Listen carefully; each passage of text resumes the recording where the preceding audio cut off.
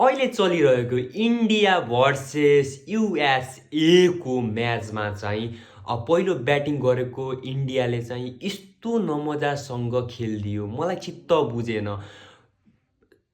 अभिषेक शर्मा के खेलेको, सुरु बलमै आउट। त्यसपछि ईशान किसान त्यस्तै, तिलक वर्मा त्यस्तै, हरेक मिडल अर्डर र टप अर्डर कोल्याप्स भइसकेको थियो। जब तब सूर्य कुमारले सम्हालेर भयो, नत्र त आज इन्डियाको के हुन्थ्यो। म अचम्म परेछु।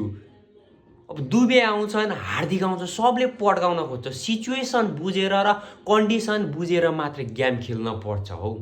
यस्तो अब गेम कहाँतिर गइरहेको थाहै छैन, फोक्कडमा पड्काएछन्। यस्तो गरेर हुँदैन, खेल चाहिँ प्यासन तरिकाले खेल्न पर्यो के होइन।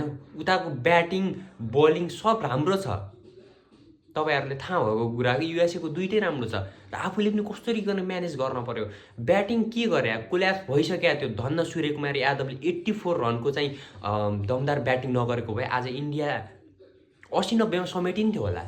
वाह, स्याल्युट छ सूर्यकुमार यादवलाई र साथ दिए अर्शदीप सिंहले र राम्रै थियो। ओभरअल 162 रनको टार्गेट दिएको छ युएसएलाई र के चेज गर्न सक्ला त, हेरौँ है त।